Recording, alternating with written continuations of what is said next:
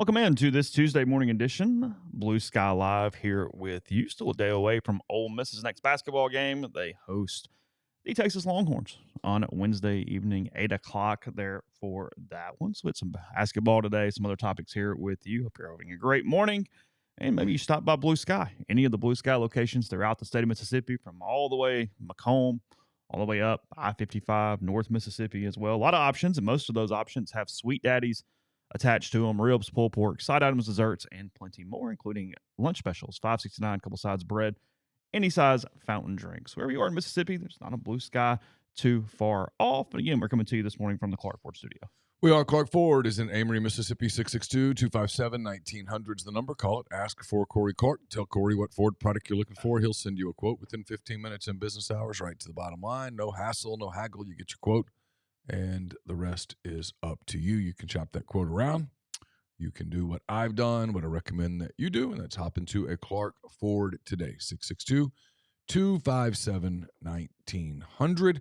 Guests join on the Campbell Clinic hotline. From fractures and sports injuries to complex spine and limb conditions, the pediatric orthopedic physicians at Campbell Clinic in Oxford are the only specialized pediatric orthopedic team in North Mississippi providing expert care for growing bodies. Visit CampbellClinicOxford.com to schedule an appointment or call 901-759-3111. So you got a comment in the stream. People who are just listening to podcast form can't see it, but you've jumped into the new Cubs unis, I see, with the new logo, the new hat, got the whole deal going on. I like the hat. They finally did something with the powder blue that people like me have been calling for a long time, and so I supported their decision. So the hat, the blue in the hat is a different shade than the jersey. Yeah, because that's your normal blue. Mm-hmm. Okay. White front, two panel hat, navy hat. Sorry, not navy, royal hat. Yeah, it's Cub blue. Cub blue, yes. With the old new C. I don't know how we're phrasing it. Kind of an old C. Is it the old C? An old from like the 30s. I read the thing you sent me the day they announced them, so it all has music ties in some way to like the Chicago blues movement or something. Like the steel blues, you know, like the steel guitar blues. Okay. Whatever. I just thought, hey, they finally went back to some powder blue. Because there's like a guitar pick on the sleeve, right? Yep. Okay. What is that uniform replacing, if anything? The Wrigleyville one. Oh, that dark blue with the pinstripes. That's a net positive right there. Yeah, and they had that jersey would have been okay with a white pant, but they wore it with the whole pajama suit, and I didn't really like it. Have you heard on how the sales have gone so far? People into it? Has the reaction been good? The reaction's been positive. I don't know about sales. Okay, I'm sure they've sold some. I mean, I bought a hat. You didn't buy a jersey? No, not yet. I might buy one. Just depends. They have to prove that to you a little bit. They got to. Yeah, they're gonna have to. And who are you buying?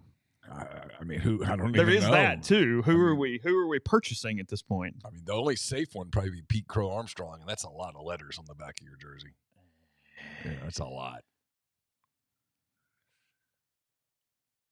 Yeah, and a lot of people would have questions on who Pete Crow Armstrong is when you're walking down the street. Yeah. Don't think that'd be right off the tip of the tongue. No, they don't. I mean, I know it, but I don't know if that's... They don't really have a household guy other than Tucker, and he's probably only there for a year.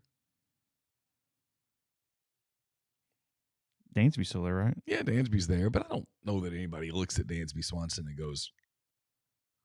When he's done, he's going to be a Brave in people's heads. Well, I mean, even if he's a Cub in people's heads, I mean, he's not a face of the franchise player. He's a very good player. Yeah. Good dude.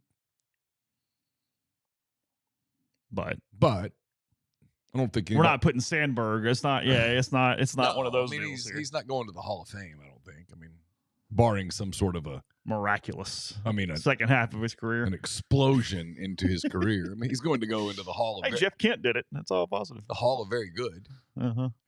I mean, Jeff Kent won an MVP. Yeah. He's not going to win an MVP. Hit 40 home runs on steroids. He did. Did that too. He wasn't the only one juicing, in fairness. But he juiced. We hit it just in passing quickly the other day because we were on Jeffrey and we kind of hit a lot of different topics. At this point, would you vote for some of the steroid guys if you had a vote? Would you start voting them in? So it's a complicated deal.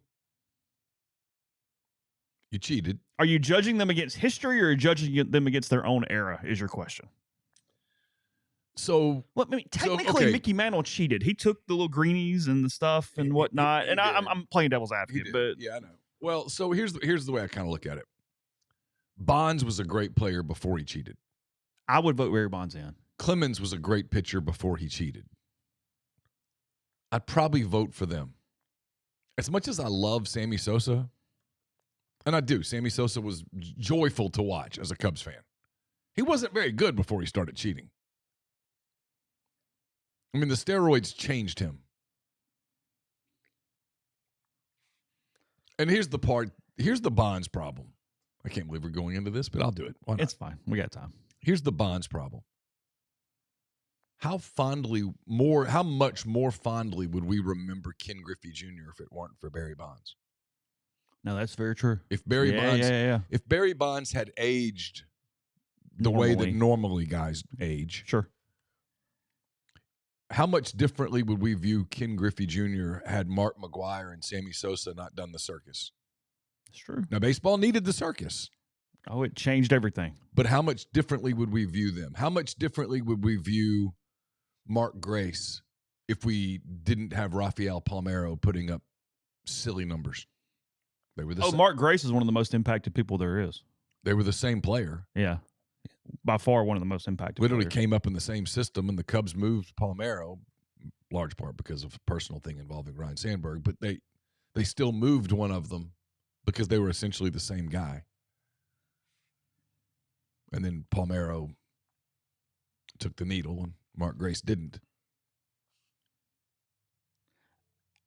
And I guess I was thinking about the topic because, well, we were talking about this. That got me there too. But I saw Roger Clemens was back. He was visiting the Texas baseball team in the last few days and talking to them and whatnot. And where my mind went was baseball is all about, more than any other sport, baseball is about history and numbers and the whole deal. And that's what they've had since the early 1900s. That's what it's been about. And we do the eras and we compare and we have all these storied stats. And yet we're sitting here in 2024 and the player with the most hits all time, the player with the most home runs all time, and the player with the most Cy Youngs all time are all not in the Hall of Fame. Yeah. Considering those stats in this sport is such a strange occurrence that we go, hey, we're all about numbers on these guys. We go, yeah, they're all tainted. They all have something and and here's what it is. The Rose one to me is pretty interesting because I would vote him in. I would vote him in right now. Yeah, not a doubt. Because what he did against the game was as a manager. Yeah. Not as a player. Mm-hmm. There's no proof at all that he bet on games as a player. No, I am against him being banned from the Hall of Fame. What did he get? 4,200 and something hits? 4,256. I mean, holy shit. Yeah, 4,256. 4,256. He's a Hall of Famer. That's the one that's illogical to me. I can't wrap my mind around it. Nobody's going to convince me differently. I'm set on that one. Yeah, McGwire would hit a lot of home runs without steroids. Yeah, I mean not 70 in a season, but Sosa basically admitted it the other day. They've welcomed him back to the Cubs. I think one of the stipulations was you sort of had to own it. And he said, "Hey, I did things." I saw the letter. Or basically, whatever. I did things so that I could keep performing every day for the Cubs fans. Okay.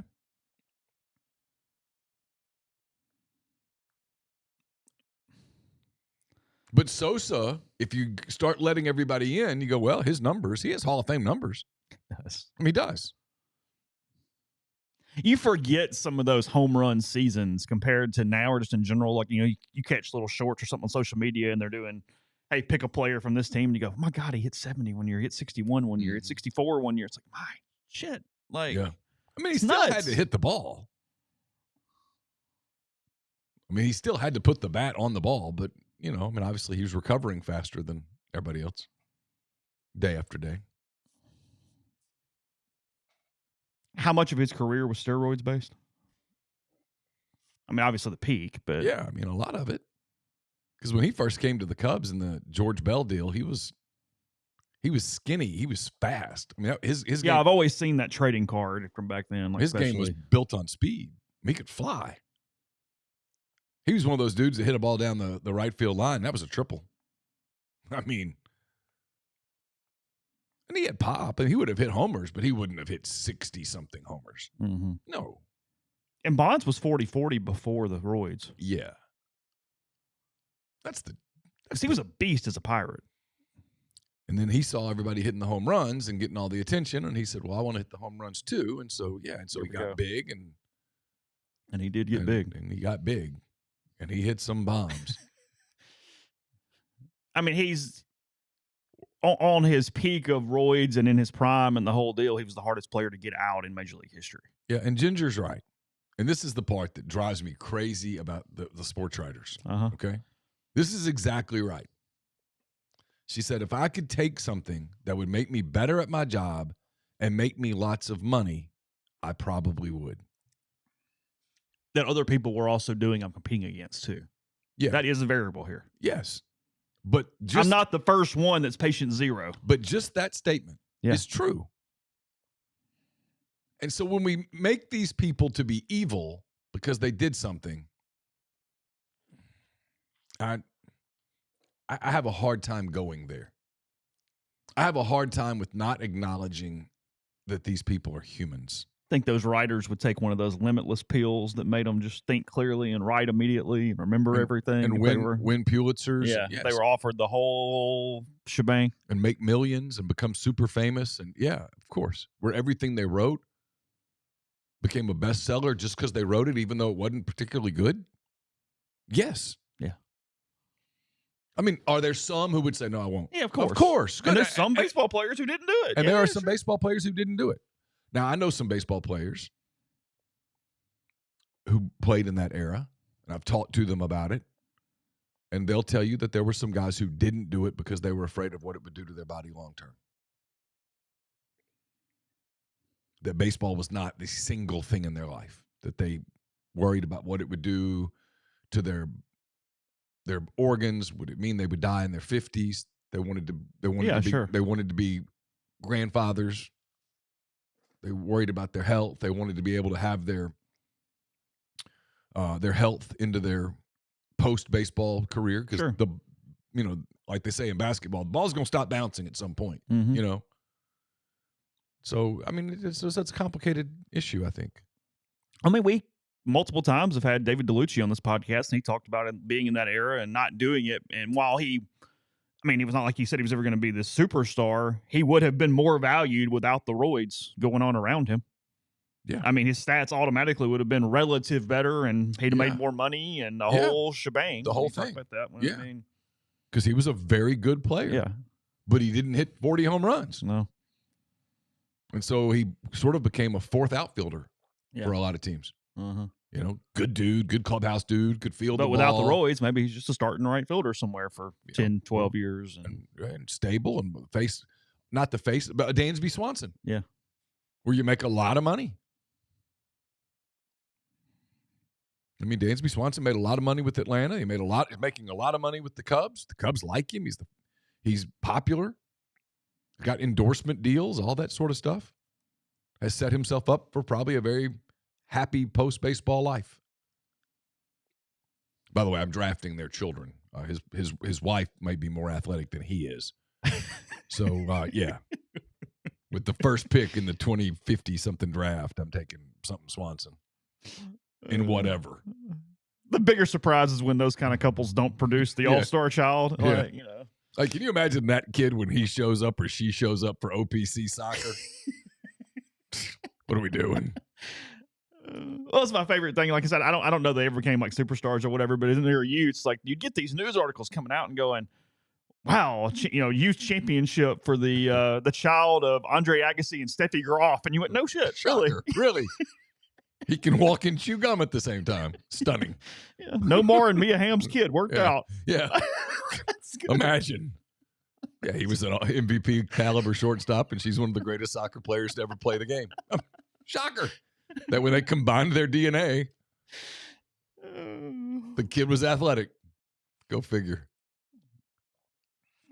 Oh, God. Yeah, sometimes you'll see a kid like on a field, and you're like, who's that? And they'll tell you, and you're like, oh, so genes matter. Yeah. Well, I do. I get it. I mean, localizing it, and we'll move on. I get a text from a buddy sometimes, and he sends me pictures of Sinquez Golson's kid on a soccer field, and Oh, I'm like, yeah. no shit. Imagine. He's quick. Go figure. He's good at it.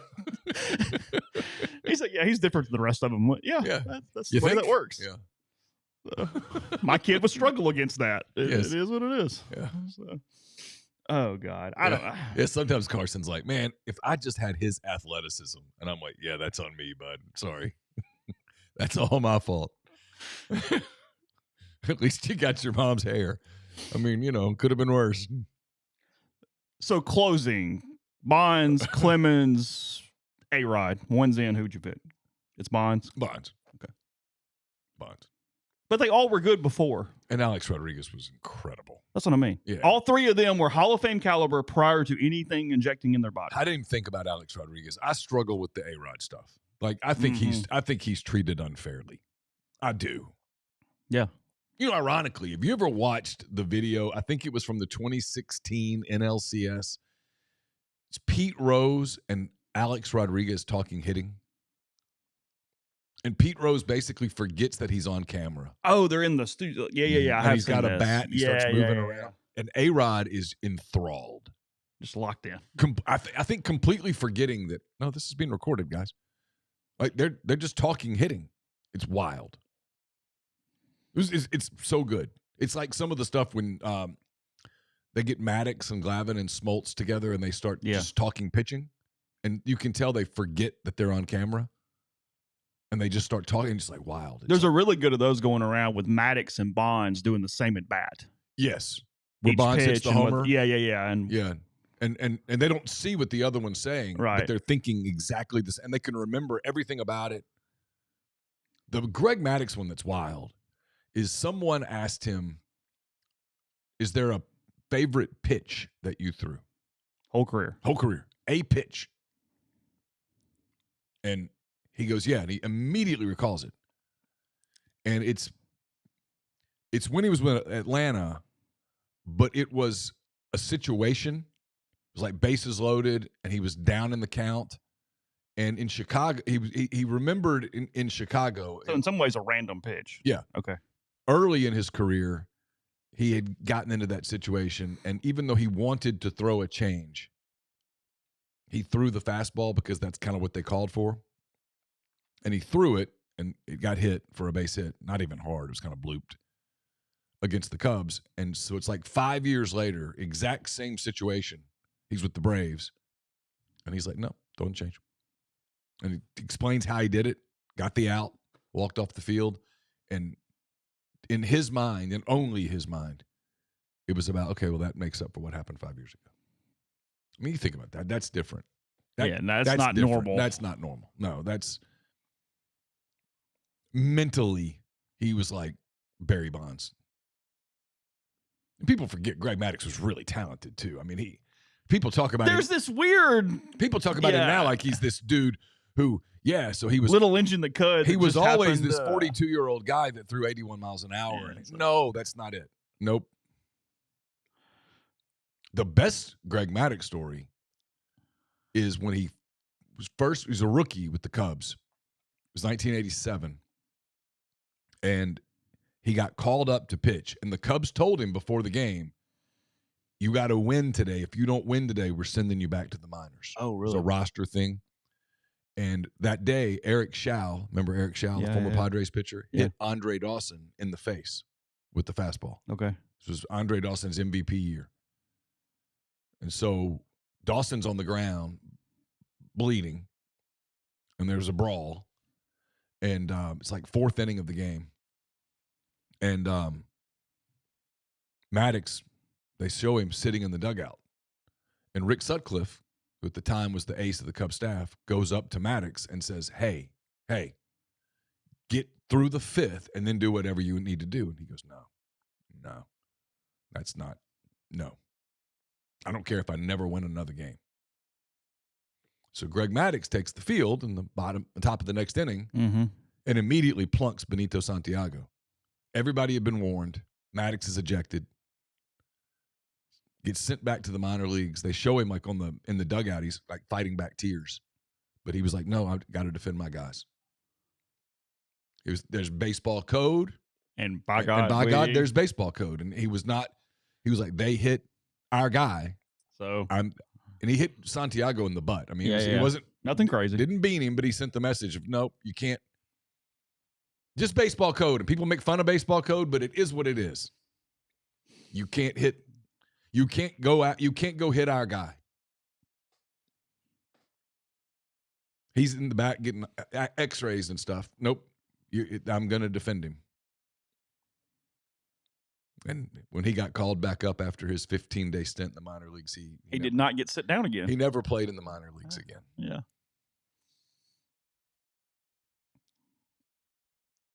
And there was not a heavy penalty for him fighting back after the warnings, as opposed to the 22 Ole Miss season when Gaddis hit the A&M guy, or threw at the A&M guy after everybody had been warned. Mike knew that he was a 4-game suspension if he threw at him, and Gaddis shook him off 4 times to finally get the pitch to throw at him, or throw at the hitter for A&M. And Mike said, he said, change up out. He said, no. He said, change up out. No. Change up out. Finally, fastball. And he goes, then he shook the catcher, and Mike's in his mind goes, oh, shit.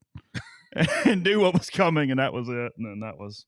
But sometimes that's what you have to do. That was it. It's the Pedro Martinez thing when one of their guys got hit, and he went. It was against the Yankees in the playoffs, and he went into the dugout and said that the guy kind of came up to him, which was not what typically people did. People left Pedro alone when he was pitching, and he came up to him, and Pedro looked at him and was like, "What do you want?" And he was like, I want retribution. Mm-hmm.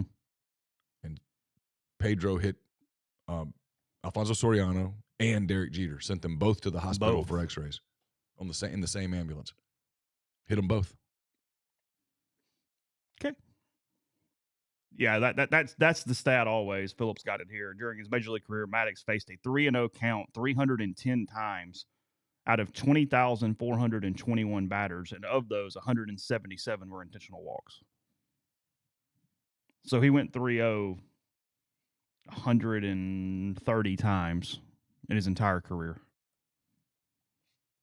from a batter standpoint. So, all right, that was kind of fun. Enjoyed that. We'll get back at it in a second. First, tell you about Citizens Bank. Not just an account number, but a valued member of the community. Now, if you find yourself in the market for a mortgage, another reason to give them a try. Wilson, if you know in the mortgage space. Now at the Citizens Bank, ready to help you with your real estate goals. That's 902 Sisk Avenue, Suite E. But they got a groundbreaking coming here soon. We'll tell you more about that shortly. Also, while you're in there, check out the School Spirit debit cards. They donate an amount per every transaction to the local school of your choice, whether it's Oxford, Lafayette, or Regents. That's the Citizens Bank, PHILA.com. It's just what? Conversing with Aka because Carson left his phone here because they're running so late again every morning, and I just said Laura's going to kill y'all. They gone? Oh, they're on their way. Okay. Carson's one of those people that if he needs to be there at 8 o'clock, that means 8 o'clock. Yeah, 8:00, not 7:59. That's going to be. It doesn't meld well with you or your household. Because I start getting antsy at 7:55. So it drives my wife insane. Okay. So there we are. There, yeah, exactly. You've had Wendy's nugs dipped in sauce. Have you had them covered in sauce? Wendy's new saucy nugs take the crispy and spicy nugs you love and turn them up to 11. Choose between flavors like buffalo, honey barbecue, garlic parm, or if you're a real heat seeker, try spicy ghost pepper only on Wendy's signature spicy nugs. I dare you. That's 7 delicious ways to try the nugs you already love. Pick a flavor, grab some extra napkins, prepare to nug like you've never nugged before for a whole new way to nug. It's got to be Wendy's at participating U.S. Wendy's. We're also brought to you by Comer Heating and Air, Southern Air Conditioning and Heating, different names, same great people, products, and services. If you live in Oxford, Batesville, Tupelo, or the surrounding area, call Comer 662-801-1777. If you live in Hernando, Memphis, South Haven, those areas, call Southern 662-429-4429. We're brought to you by Window Hero.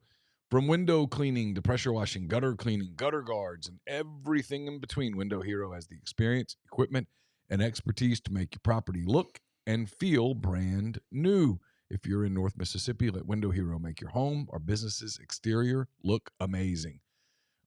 They've got specialized equipment, exclusive cleaning solutions, a satisfaction guarantee. Whatever you want, they can handle it up to 4 stories on buildings all over North Mississippi. So give them a call at 662-510-7077 or check them out at windowhero.com. Are you retiring soon? How long should you wait to take Social Security?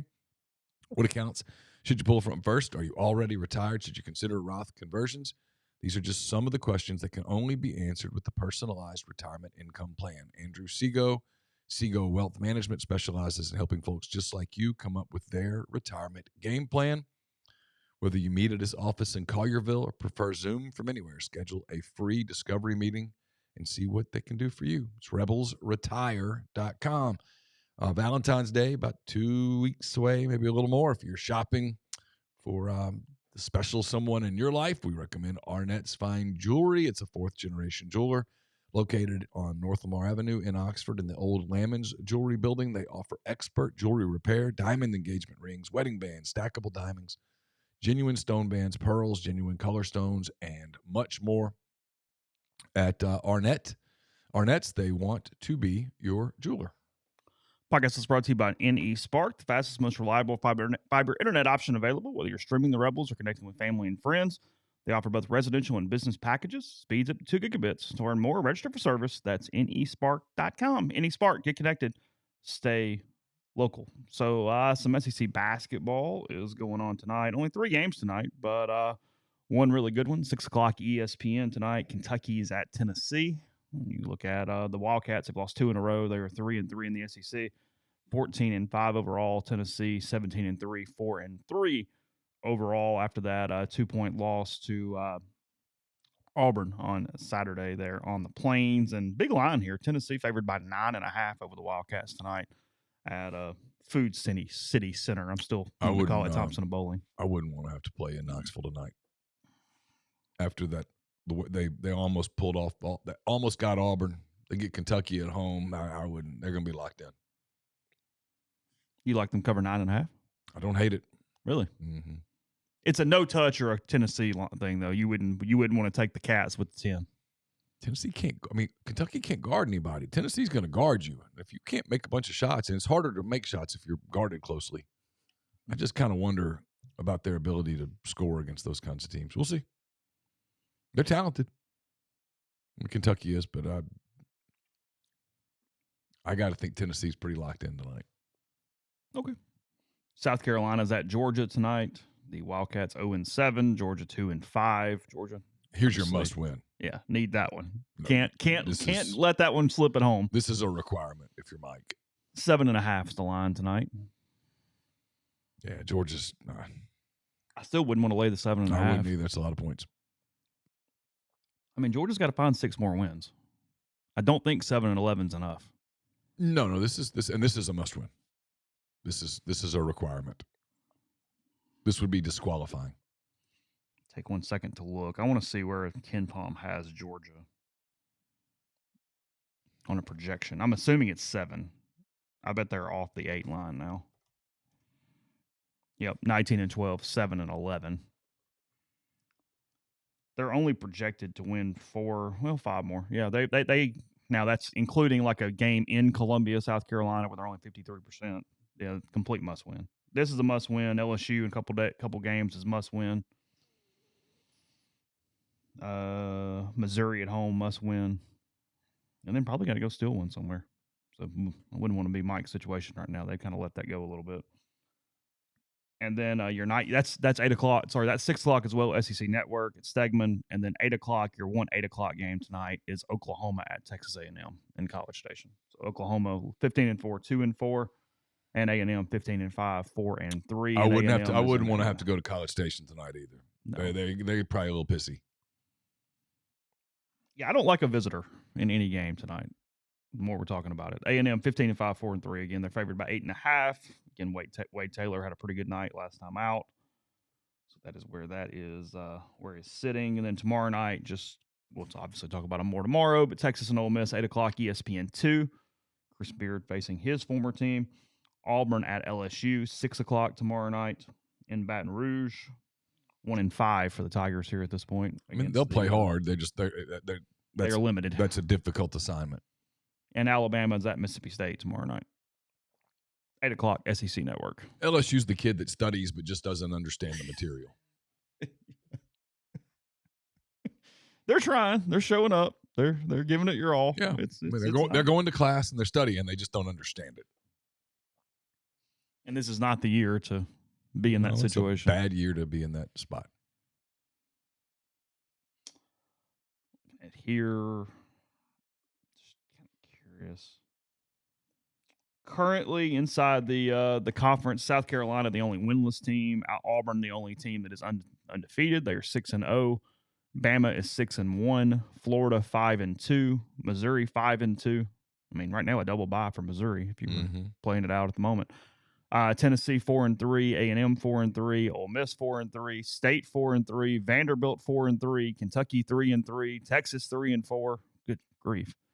Oklahoma 2-4. Georgia 2-5. LSU 1-5. Arkansas 1-6. And South Carolina 0-7. See what the Rhode Island coach took a shot at not Ole Miss, at the SEC. He's like, they're 54-54 in their last. Oh, that's and funny. You're like, hey, you dumbass. Yes. That was funny. Yeah. Like tonight, they're going to go 3-3. That's funny. Idiot. Was he being serious? No, I think he's been sarcastic, wasn't he? I think someone had given him that statistic. Oh, he didn't think about it for any period of time. He gave it no thought. Oh, that's not good.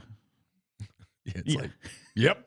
The league is going to go 500 tonight, guys. If the Rockets and Celtics play each other 10 times, they're going 10-10 combined. That's how it's going to work. Rockets did win last night, by the way. They're 31-14 all of a sudden. You want a crazy NBA stat? Sure. Why not? So the Rockets have beaten Cleveland and Cleveland twice and Boston. Those are the last 3 games.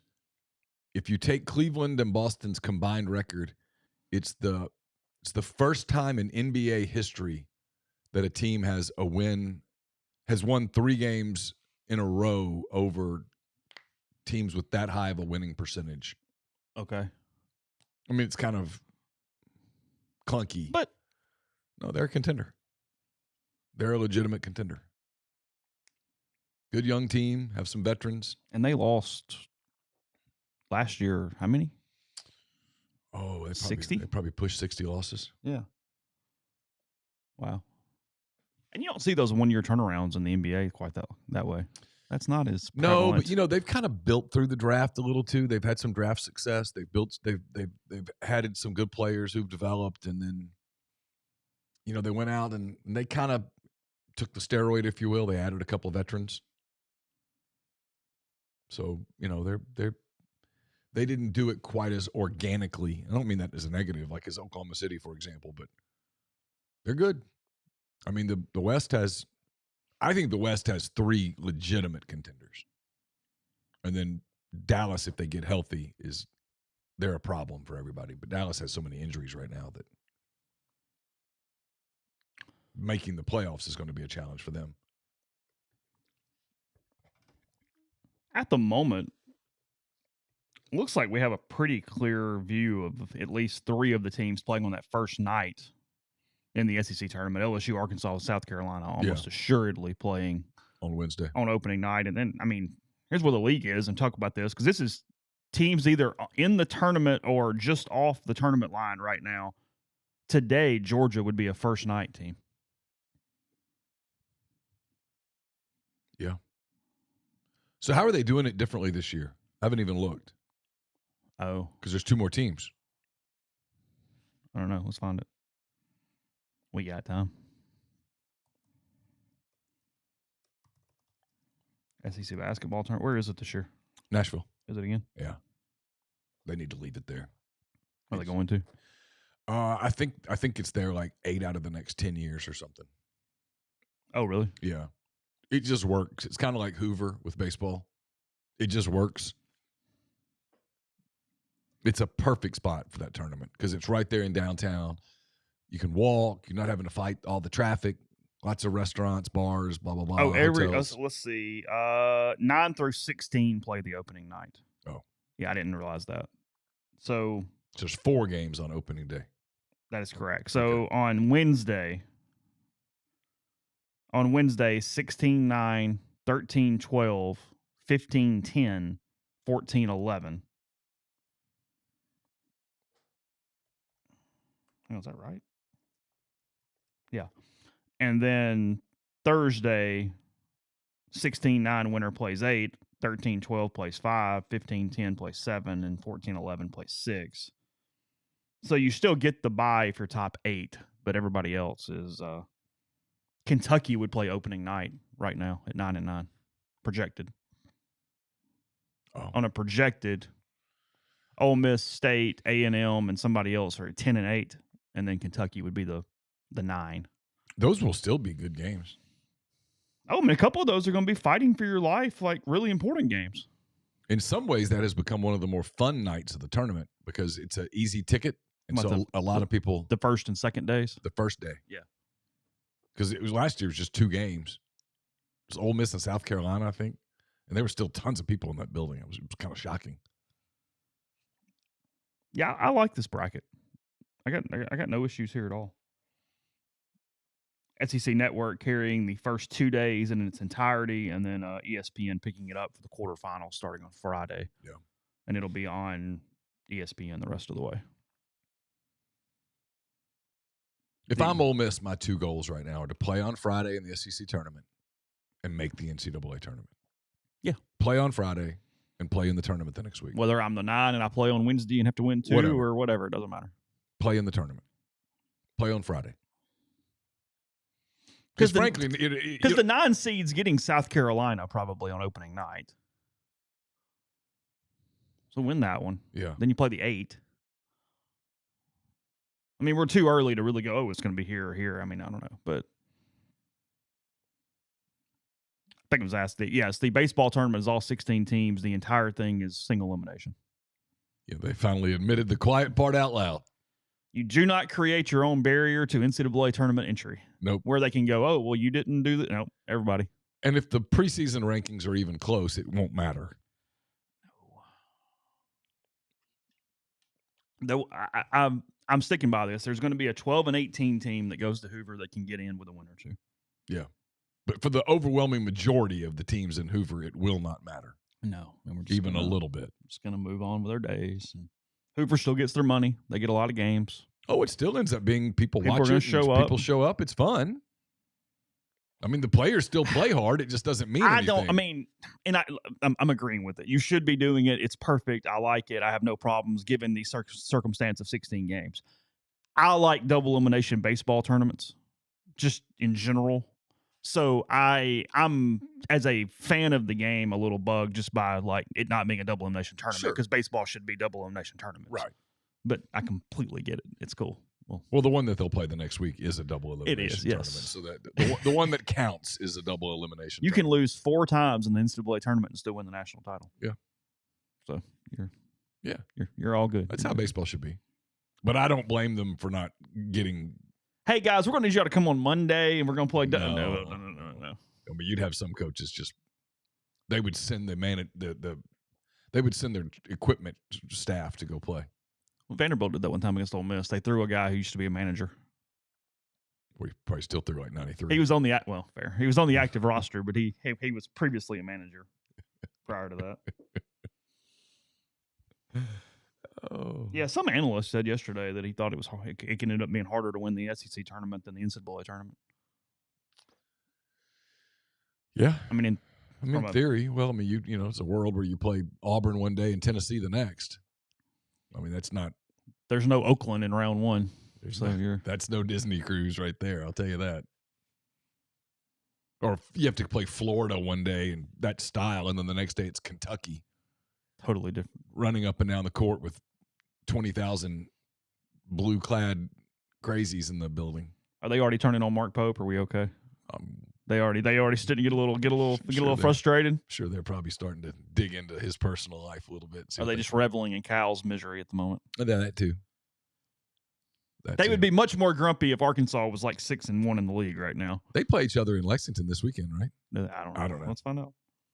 I got it right here. Saw someone tweet about that They're like, I can't believe 8 o'clock ESPN, Arkansas at Kentucky. Oh, there you go. Saturday? Yeah. Okay. Saturdays. I got Florida, Tennessee on Saturday. It's a good game. 11 o'clock on ESPN, Florida at Tennessee. Missouri at State's not a bad game. 12 o'clock, SEC Network. No. Ole Miss is hosting the Auburn Tigers. 1 o'clock? 1 o'clock. Yeah, it was moved from 3 to 1. Everybody was asking about time change stuff. It was moved to 1 o'clock. Right. This is how this Right. this It was occurred. originally scheduled for 3 o'clock. Yeah. It's on ESPN main channel at 1 o'clock. So that's the deal there with that.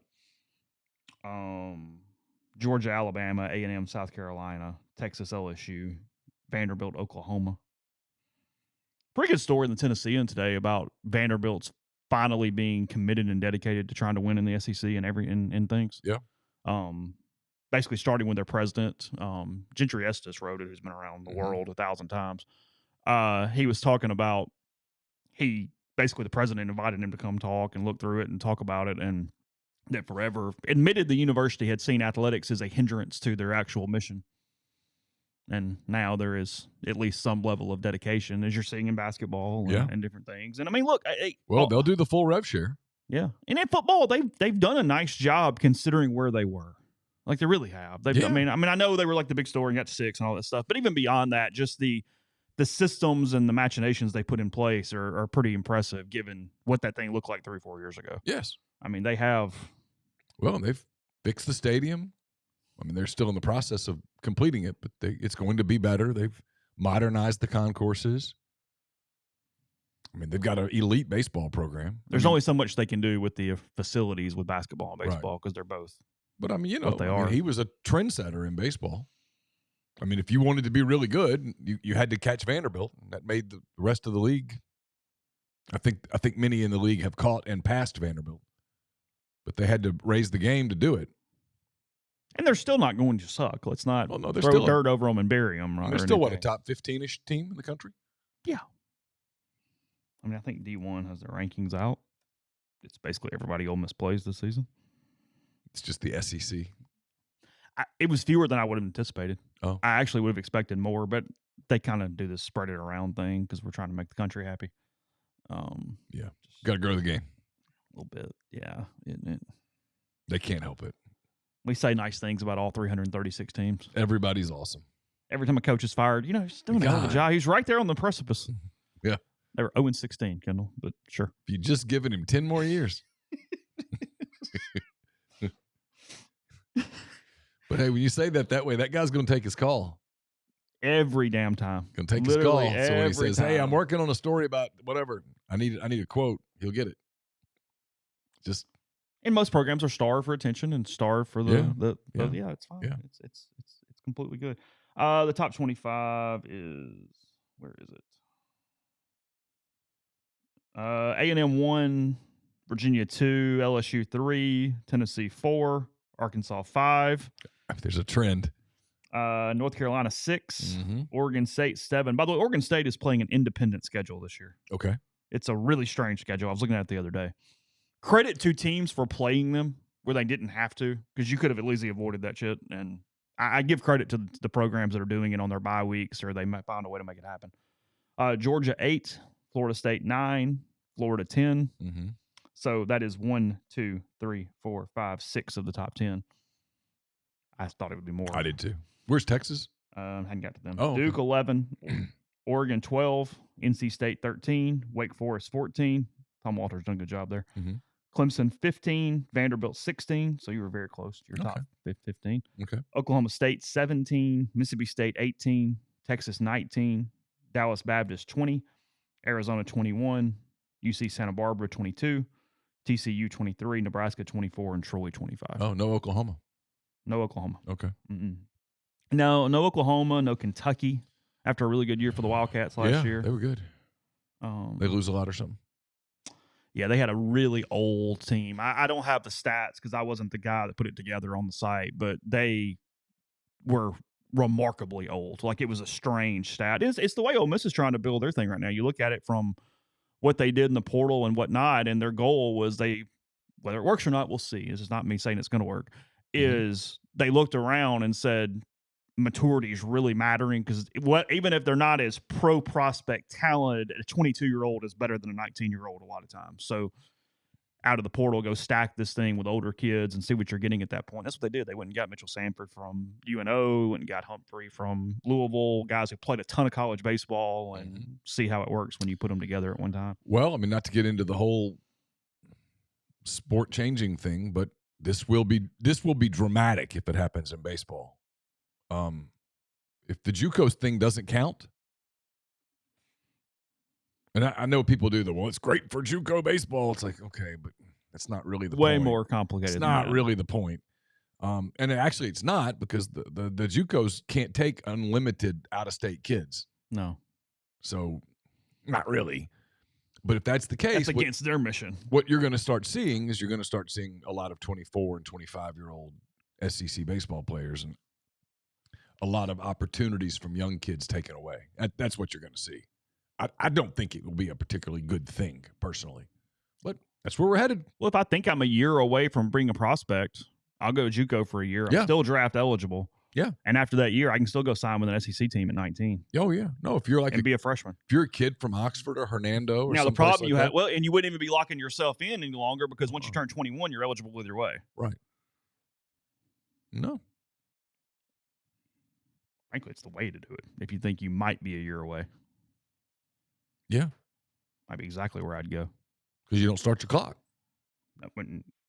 No. So if you're a kid from... You start your good clock, you don't start your bad clock. Right. If you're a kid from Oxford or Hernando or South Haven or someplace like that, you're not quite there. Yeah, that's what you do.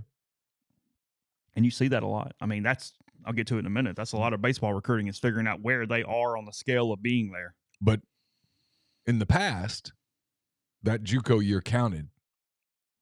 No, it doesn't count. Not anymore. Yeah. All right, back in a minute. Keep going. First, Prize Picks, place to get real money sports action. Over 10 million members and billions of dollars in awarded winnings. They've made daily fantasy sports accessible to all. You just pick more or less on at least two players for a shot to win up to 1,000 times, not $1,000, 1,000 times your cash. Run your game all season long on Prize Picks. The big game's almost here, and it's now or never. Don't miss out on the last football game of the season with Prize Picks, the best place to win cash while watching the game. Prize Picks is also giving away a free pick for the big game, where one of the starting quarterbacks will only need to throw for 1 yard to win. If you're correct on at least one more stat projection, you will win real cash. Sign up today and get $50 instantly when you play $5. You don't even need to win to receive the $50 bonus. It's guaranteed. So if you think Patrick Mahomes is going to throw for more than 250 yards, think A.J. Brown's going to catch for more than 80 yards in that game, all you have to do is make those picks there at Prize Picks.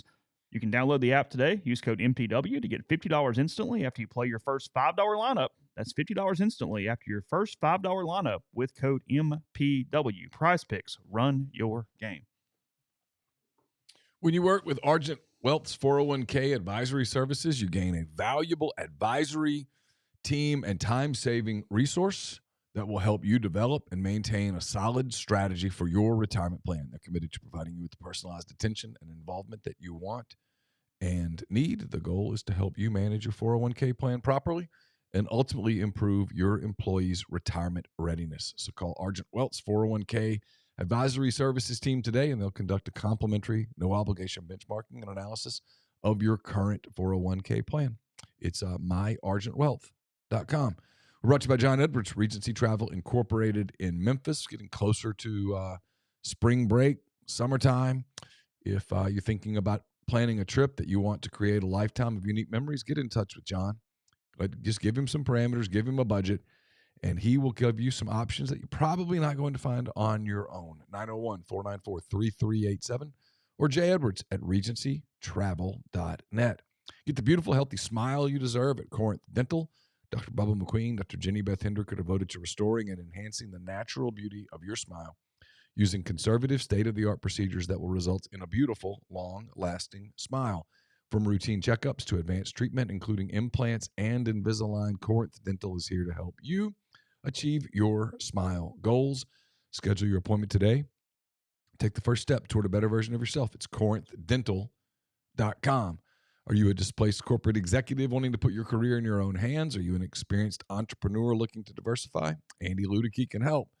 He's a longtime Rivals board member, franchise veteran. He owns multiple franchises and businesses, uses his expertise to help others find their American dream through a very thorough and free consultation process. So call Andy, put your life and your career in your own hands. It's 100% free. You've got nothing to lose.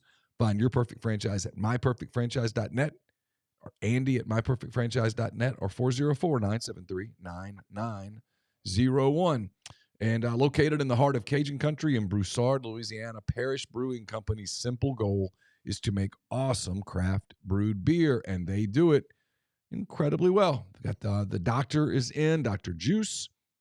It's a highly crushable juice bomb, dry hopped with a blend of their favorite hand-selected hops from the Yakima Valley in Washington. The drinkability is sneaky good, considering it clocks in at 6% ABV. Got Ghost in the Machine, Envy, so much more at Parish Brewing Company, wherever you get your beer, restaurant, bar, grocery store. Look for Parish. You won't regret it. Podcast is brought to you by G&M Pharmacy, 662-236-2222. They deliver locally in the Oxford area and the Upper Med-Scene. If your prescription is the same day each month, take care of you. One trip to the pharmacy, one delivery. Everything you need when you need it with G&M. Also easy to transfer those medications. One phone call, they take care of the rest. So Holly Springs or Oxford, that's 662-236-2222. Somebody asking earlier about Hunter Elliott's story up at RealGrove.com from a few days ago. I talked to Hunter for, 10, 15 minutes on Saturday or Sunday. It's all running together. Sunday. Mm-hmm. He says that he feels good, says that from an analytical standpoint, he's better than he's ever been. Ole Miss needs him to be. Right now, I think he's Friday or Saturday from a starter standpoint. My assumption is it's a coin flip on whether to go Riley Maddox on Friday and Hunter Elliott on Saturday or vice versa. Maddox was really good last year. He just got no run support, and they made a ton of errors defensively, and errors defensively on Friday nights will absolutely get you beat in the SEC.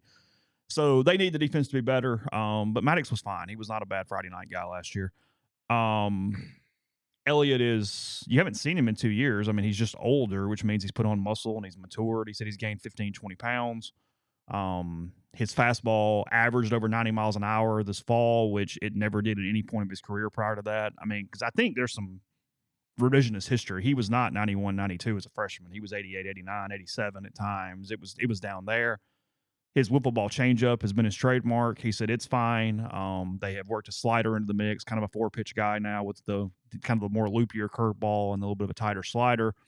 And he's been very, very high on Joel Mangrum, Ole Miss's pitching coach that came from the Guardians organization, on what he's been able to do in short periods of time. I do think there will be a lot of improvement from a tunneling and some analytics things and how to actually implement the analytics. It's not always just having the machinery. Sure. But how to use that effectively and what that means. And, the ability to spot something, fix it, incorporate it in time for a season is another thing too, right? Because like you see this in professional baseball, an organization will take a guy that maybe another organization's given up on because their people think they see something.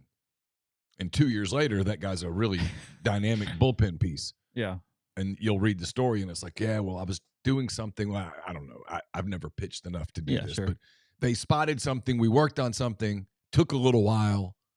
That's the adjustment that he'll have to the college game is you don't have a lot of time. Well, no, it's the exact thing is you look at it and go, hey, if I had 4 years, then great. But I ain't got 4 years. I got 2 months and we got to win. So how do you make this effective? Because they're doing a couple delivery changes on Elliott right now. And he's like, well, look, when it flashes, it's awesome, but still to this moment, it's hit and miss a little bit. I mean, and I do think they're kind of going, hey, we need this thing to be good in mid-March, April, not early February. And it's our only shot. So let's. Yeah. But that is different for Mangrum because he was in charge of the minor league system for the Guardians, and it was long range. Yeah. Some 19-year-old kid, you had 3 years, 4 years, shit, whatever. 6 years, doesn't matter. Yeah. Take your time. You didn't rush kids. Guardians are one of the better pitching organizations in baseball. Very good. But, you could go put a guy down at low A and, you could tell him, hey, look, I know your ERA is 7. It doesn't matter. Yeah. It's good.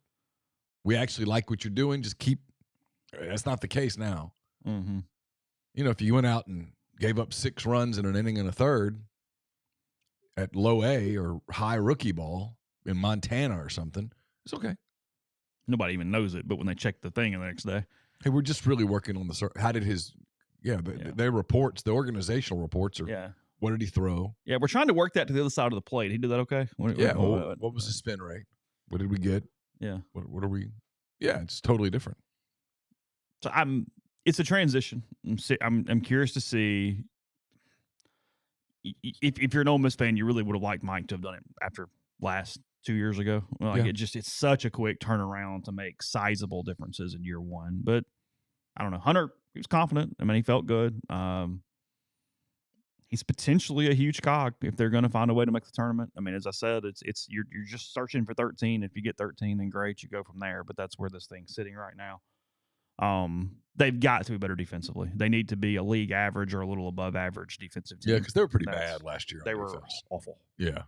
They were really, really, really I'm bad. always hesitant to use words like that because people get kind of sensitive. But statistically, they were one of the worst defenses in the last few years in the SEC. And when you watched them routinely, and I did on screens and whatnot, when you watched them routinely, it stuck out. And when you're needing every out you can get, you don't have a lot of margin, it makes it look even worse than it is because that one booted ball in the seventh mattered every time almost. Like you don't get some throwaways. Yeah, in a league full of teams that can hit, you don't want to give extra outs. But, we'll see.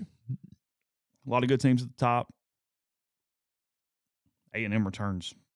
I mean, we'll find out everything that first weekend in February. They'll either win all the games or they won't. If they don't, it's time to fire everybody. It did not work. Simple as that. Arizona, Texas, and Clemson. First 3 days. I mean, They open league play with Arkansas. If you don't sweep them. Arkansas, a team that's actually got a good bit of scar tissue right now. They lose that game to Ole Miss in Omaha in 22, and they almost assuredly would have won the national title had they won the game. They've lost home regionals in back-to-back seasons since then. Like they've hit a little bit of a strange. It's high-class problems, but they've hit a weird lull for where that program is. They've been hit by injuries. Yeah, they've been hammered by aces. Yeah, their pitching goes down.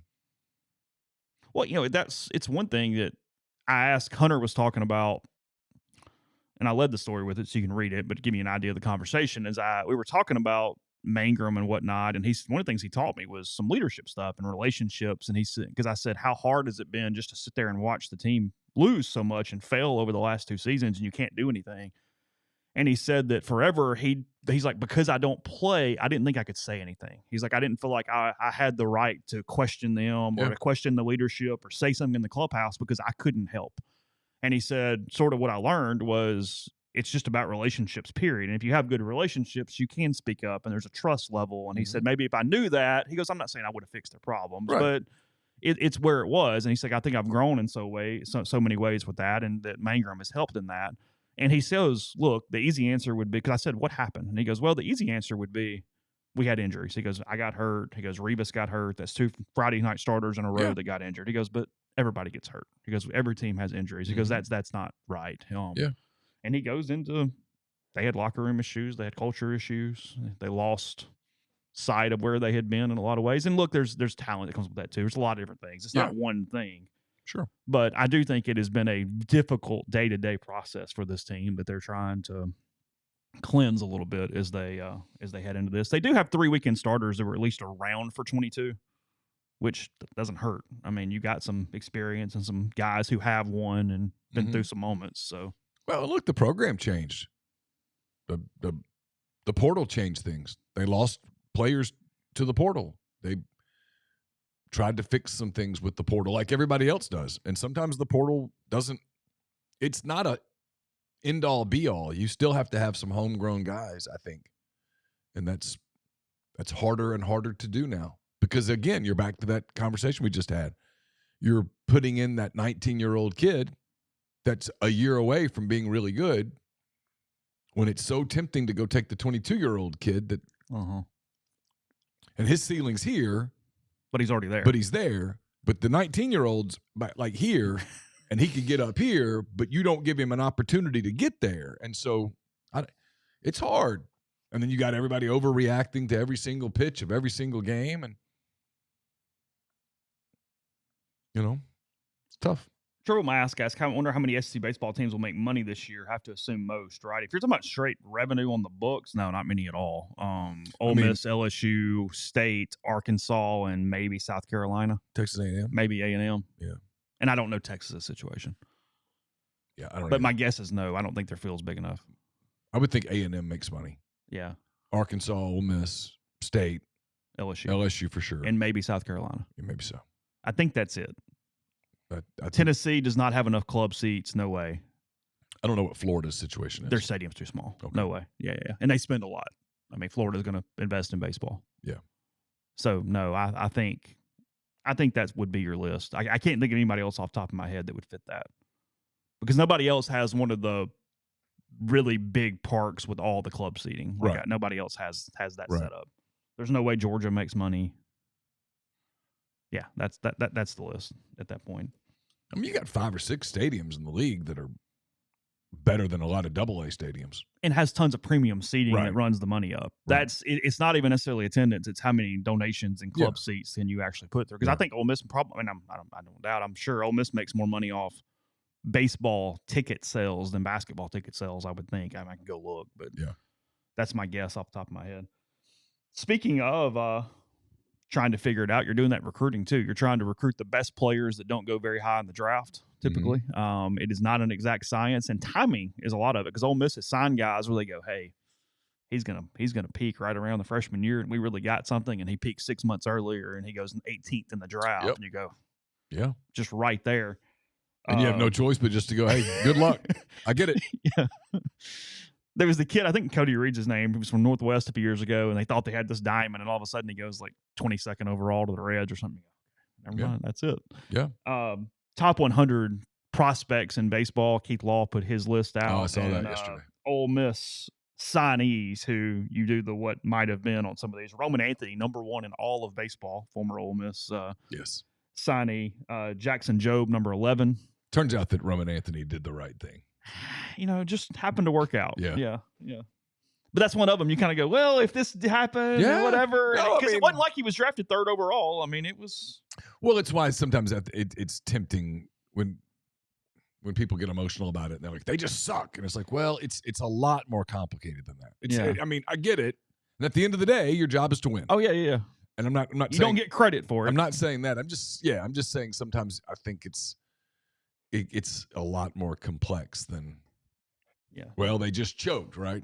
I heard that, like some of Campbell's friends last year were like, yeah, they just choked. And it's like, well, it's not really it. It's just, you go 2/3 of the season with a couple of guys that are, your main bell cows, and suddenly they're hurt. Mm-hmm.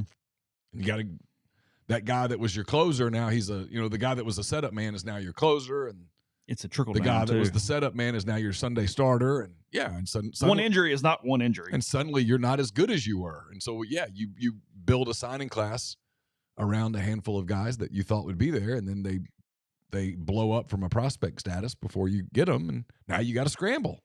Yeah. Jackson Jobe, 11. Cooper Pratt, 44 in the last class, shortstop out of Mag Heights. Slade Caldwell, 86. He was in, and that's a good example. Slade, a couple teams really, really liked him. He was kind of small. He was right-handed. Like, you looked at it from a prospect standpoint and went, well, maybe, because he doesn't do the prototypical stuff. But the number one advice to all of you when you talk about the Major League Draft is it just takes one. Yes. Takes one team to go, I don't care. I want him, and I want him now. Well, I mean, and some teams... And it's going to work out. Some teams scout differently, and if they listen to different scouts, and if there's a scout who goes, I'm just telling you, this kid's the deal, they'll go. Yeah. Let me establish it. Grind, I probably misspoke that a little bit. He goes, I'm sorry, Chase, if you say women's basketball doesn't make money because the lack of premium seating is hilarious. The point is my point was not that they should have premium seating and it doesn't sell. That was not my point. My point was that when you look at the revenue lines on the two programs, that is where the biggest differentials are. I mean, we all know they don't have attendance, which is the reason. But I'm saying when you look at it line by line, that is the donation period that creates the biggest discrepancy between the two. Because somebody was asking about expenses, and I went down the list, and on stuff where it's just like travel and uniforms and stuff, there's not anything that is overly glaring at that point. So yeah, I was not trying to defend women's basketball there. So 2 days in a row, you were attacking Ole Miss women's basketball. Just for the record, 2 days in a row, and I'm the bad guy. Anti-feminist at this point. I'm the bad guy. That's the good guy. And then look what we're doing here. I'm just trying to have a civil conversation, and you're attacking again. outside of the top 86. I'm surprised they let you on campus. I really am. The other guy is Jackson Ferris, who's blowing up in the Dodgers organization. I don't that want to talk also about was that. another. I don't want to talk about it. What's wrong? Because he's in the Dodgers organization. He was once in a different organization. Think that was a mistake? No, because they got an everyday first baseman out of it. But I have a feeling it's going to hurt.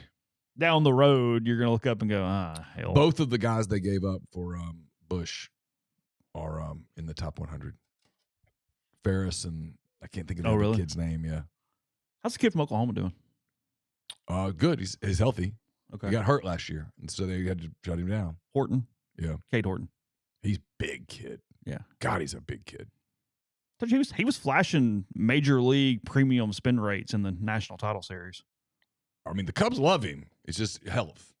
And so when he had a little bit of stuff last year, they shut him down. So I hate he didn't stick to his commitment just because I would have liked to have watched him pitch for 3 years and seen what that looked like. He's a beast. That would have helped. He's a big boy. I mean, he's got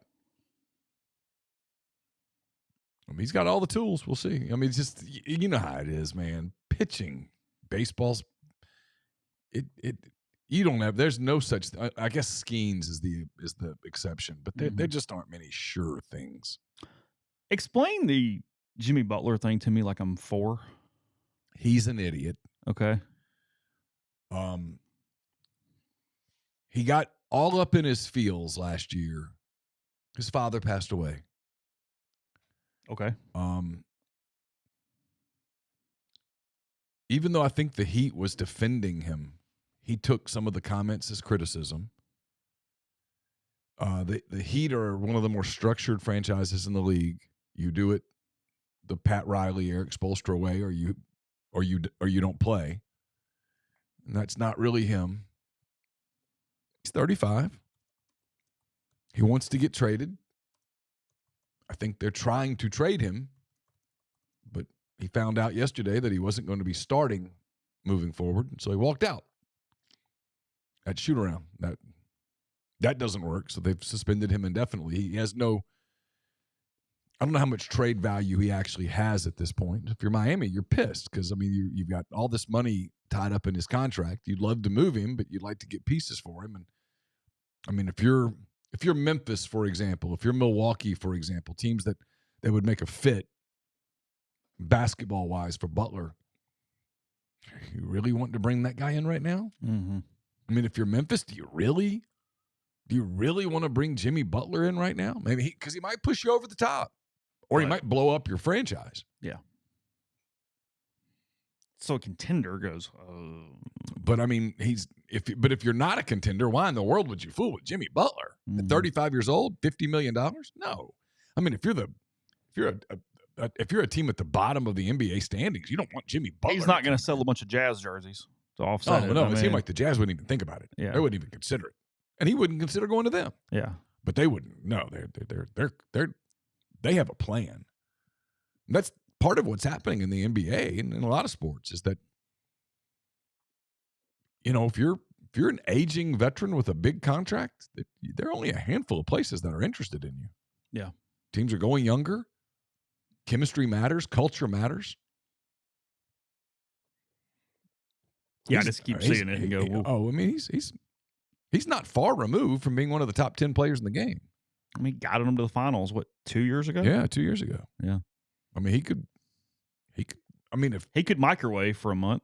Well, yeah, that's the thing. That's the temptation, right? If you're the Bucks and you're sitting there looking at Cleveland and Boston, going, you know, we're not there, but we're not far. Would Jimmy Butler, if he came in and just played basketball, could he get you there? Yeah, conceivably.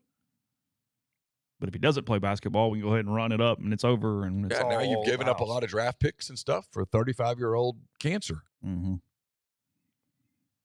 Good luck, GMs. Yeah, I mean, I'm like, if you're the Rockets, for example, you're not trading some of your young pieces and some of your picks for Jimmy Butler. Mm-mm. But now, I mean, you know, that the basketball part of it, if Jimmy Butler comes in and plays Jimmy Butler basketball, does he make the Rockets a better team than maybe the Thunder? Yeah, perhaps. Go to the finals. Maybe you win the finals. And it's all of a sudden you got a title and it was worth it. But if you don't, you You give up Everything. You give up Reed Shepherd and you give up a couple other people, and you look up and you went all in. I mean, it's poker. Mm-hmm. All right, we'll have the last segment here in a second. First, tell you about the men's clinic that is in Madison and Brandon. They want their patients to remain as healthy and as strong as possible throughout the aging process. They optimize testosterone, improve sleep, reduce inflammation, treat insulin resistance, and much more. Madison and Brandon. Madison, that's 601-607-7869. You make your appointment, go in, see them, get blood work. They can work on you from anywhere after that. So again, make an appointment or see what all they have to offer. That's themainthing.com. Brought to you by Easy Hemp Co. Easy is a hemp-infused sparkling water. It's guilt-free, alcohol alternative, a natural way to relax and unwind. It's all natural, made with real fruit. No added sugar, low-calorie, gluten-free, 112-ounce can of Easy has 3 milligrams of THC. With Easy, it's easy to avoid the gummy scare and control your experience. So change the can, not the ritual. It's easy. Visit easyhempco.com.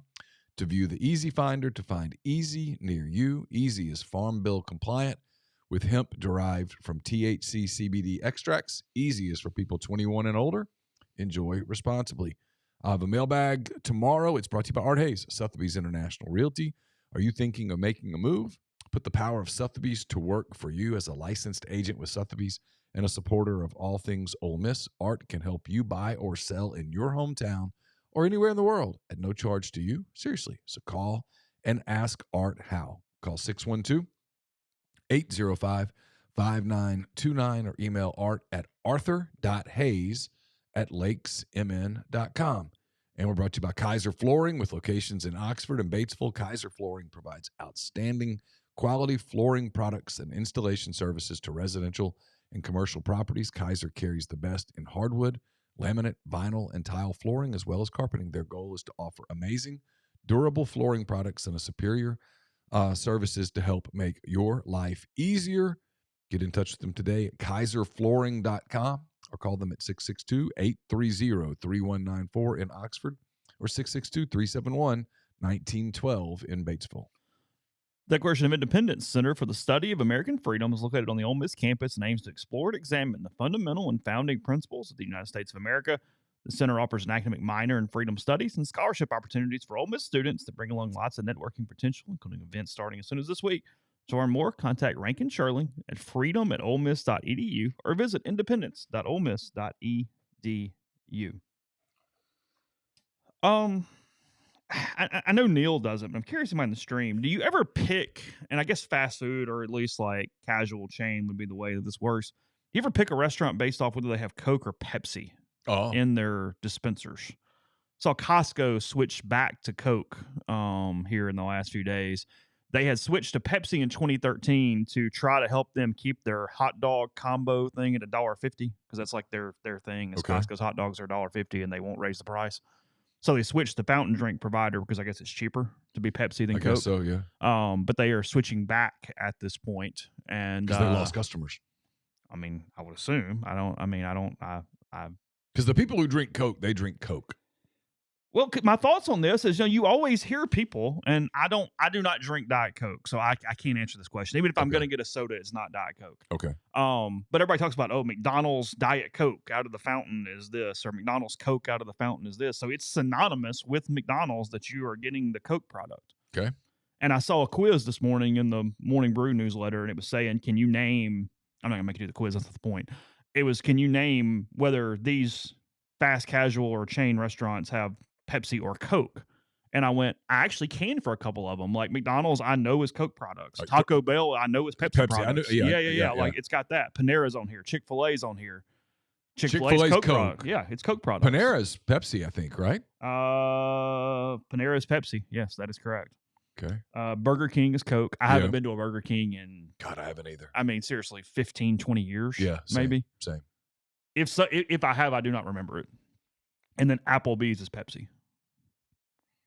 Couldn't tell you. When was the last time you went to Applebee's? No Applebee's slander, but when was the last time you went to Applebee's? Is it weird? I think I can actually answer this question. No. My dad came over for a doctor's appointment, and we were in a hurry and ended up there in early 2015. Okay. All right, Yeah. so it's been 10 years. Yeah, sometime 2015, I think, is the answer to that. Because the one here closed like 9 different times. It would like reopen and then close and like Yeah, I know. reopen You'd and see then it close. open. You're like, wait, you're open again? Why? I think G here says the one thing about the 150 combo from Costco that bugged her is the Pepsi. Yeah. There you go. But if Was you're it- getting a 150 combo, can we really complain about the type of beverage that's coming with it? Was it Alabama that switched from Coke to Pepsi and people lost their minds? And then when they switched back to think Coke, this it is was right. like, oh, thank God. I think this is right. Like all is well with the world again. I think that's Alabama.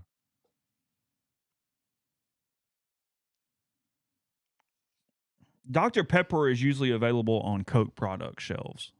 Oh, is that right? Yeah. Yeah. You typically have Dr. Pepper as an option when you have Coke.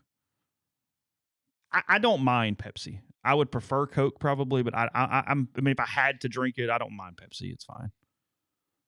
If I have one, I'm going to get a Coke.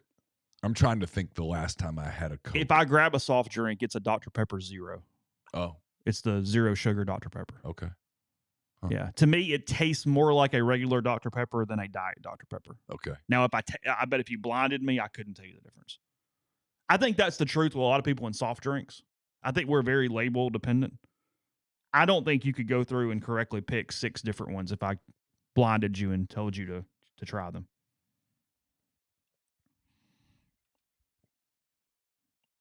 And I typically just get unsweet tea wherever I am.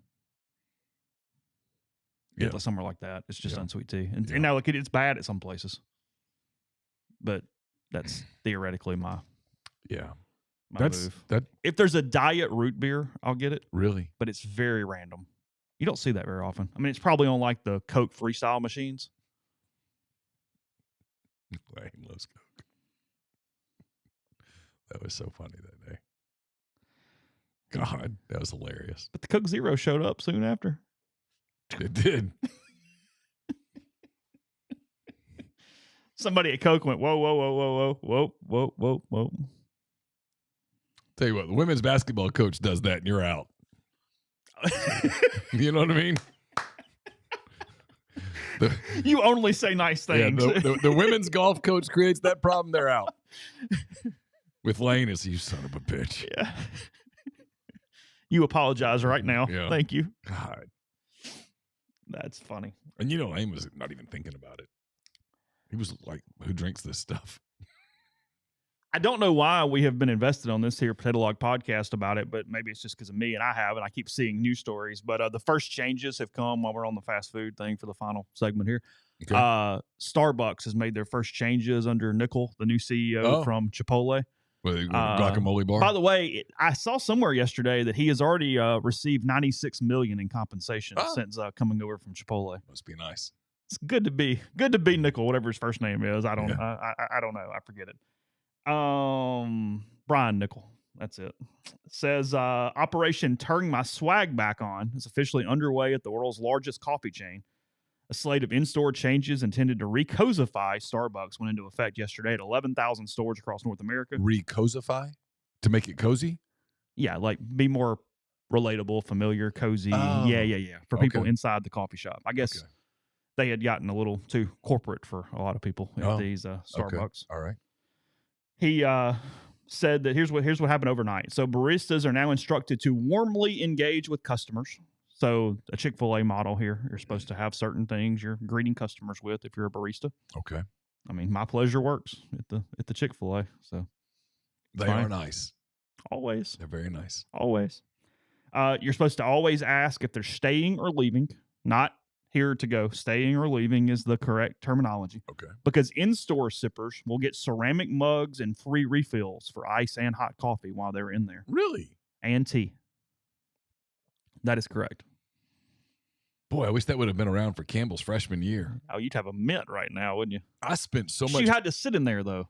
It's only in store. That was she did. Okay. All right. She found this Starbucks off Weddington in Fayetteville in her freshman year and would go there for hours. Okay. Well, she could have sat there and had free iced coffee all day long after the one drink. I mean, literally, I would just send like every so often send $100 gift card for Starbucks. Yeah, because it was working. I was like, that was the one place she could go study, and Yeah, excluding cold brew and like things like refreshers and things that Yeah. obviously have whatever. The condiment bar is coming back. Also, they're going to go back to the to-go cup Sharpie messages instead of it being printed on the label. Oh, So we're okay. doing the Sharpie thing again. Okay. Now, this is the one for some people, the negative.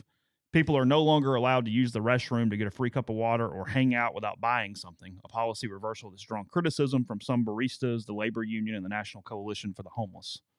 So you cannot go in and just talk to someone in a coffee shop or use their bathroom. You must make a purchase once you enter the establishment. I don't have a problem with that. No, because I do it at some coffee shops around town. I meet people there all the time because we obviously don't have a brick and mortar office, and I always will go buy a cup of coffee, and I'm going to take a table up for 45 minutes just to be there. I mean, I feel like a jackass if I just go sit at your table for an hour while that's going on. Starbucks had logged its first annual sales decline since 2020 last year. And he says that he's hoping the in-store experience changes will entice more customers to stick around and buy multiple menu items while they are there over a period of time getting the free coffee. Because obviously the coffee is very cheap to them. That's not where they're. That's if you're there for 4 hours, you might get hungry and have a thing. Yeah, you'll get some egg bites or some cake pops or some whatever your food is at Starbucks. I really don't know. But yes, they are reporting another quarterly sales decline today as well. And they're doing corporate layoffs in March. So there's your Starbucks. How about that? Minute for you. I'm not a big, I mean, I guess when I was in Jacksonville, there was a Starbucks in the bottom of the hotel, and that's where I would just go get my coffee. But I'm kind of good with whatever coffee shop is closest. I have if I'm not traveling, I don't, that's not something I ever really do. Last thing in Oxford, that when the kids are here, Starbucks is like out in the traffic. Oh my God, terrifying. We didn't talk about Jim Knowles getting $3.1 million from Penn State to leave Ohio State as defensive coordinator. So that number now 3.1 for a coordinator. Wow! Over the last few days, Shane Beamer just got a raise to $8 million a year on his contract. Got a quote from the Athletic. Chris Vanini said, quote, "The money for coaches isn't going down. We thought in 2020 when COVID hit and we asked a bunch of ADs, hey, is this going to be the thing that reins in the out-of-control coaching salaries? All the ADs said, yeah, we think so. This will be the wake-up call. And then we talked to agents, and agents said, oh, no, it's not. This is going to show that the football is even more important, that they have to have the best football possible because that's the thing that brings in all the money. And guess what happened? Yep. The football coaching salaries kept going up and up and up. Is there a point where it stops? All the agents do think so, but it has not happened yet." Jim Knowles, $3.1 million, 3-year contract. $8 million for Beamer puts him like what, upper half of the league, but somewhere close to the half mark. Yeah, top 15-ish nationally. Yeah, because Kiffin gets 9, and he's like 9th or 10th typically when they do those things. I mean, let's see. I mean, it will not be updated for this current year in raises, but $8 million would have done. All right. Kirby 1, Dabo 2, Sarkisian 3, Riley 4, Day 5, DeBoer 6, Norvell 7, Kelly 8, Stoops 9, Lane 10 at $9 million. Okay. Stoops, by the way, at Kentucky making $9,013,000 for 9th. Good to be Mark Stoops. It's good to be Mark Stoops. Drakewitz 11, $9 million. Same exact salary as Kiffin. Yeah. Heupel 12, $9 million. Franklin 13, 8.5. Lanning 14, 8.2. Venables 8.15. He would be 15th today. Okay. He would pass Mario Cristobal, who's at 7.7. Okay. So he would be tucked in between Venables at Oklahoma and Mario Cristobal for Shane Beamer.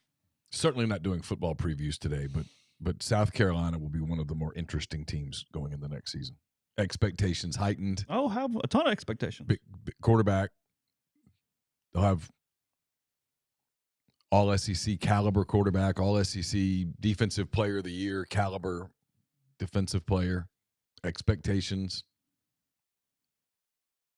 Like, that's one of the games, if you said, hey, give me a game on the Ole Miss schedule, that I'll give you the result and you can extrapolate in your opinion. South Carolina here might be one of them. Yeah, I think so for sure. No, a ton of expectations there. Marcus Freeman down at 6.6. I bet our boy's about to get a raise. Yeah, he's gonna get him a bump. going to get a little raise. He wears a quarter zip better than anybody in the country. He does wear a quarter zip really, really well. Wears a damn good quarter zip. He does. He does. He does a good job with the quarter zip. He does. Yeah. I'm not on Facebook much, but I'm Facebook friends with Katie Lonergan, who used to be an SID here, and she runs Notre Dame's communications department now. So she's always got pictures with Freeman that I'll see pop up from time to time, and he does well with the quarter zip. I hear he's a genuinely nice person. Really? That's what I hear. I've never met him. Yeah. Kirby at 13-2. Anybody's curious what the number one salary is? Yeah. 13.2. Sexton has 1, 2, 3, 4, 5 of the top 10. And there is no agent listed for Lincoln Riley, so I do not know whose agent he is. I don't know who represents him. Kiffin, Sexton, Stoops, Sexton, Kelly, Trace Armstrong, Norvell, Sexton, DeBoer, Sexton, Ryan Day, Trace Armstrong. Nobody listed for Riley.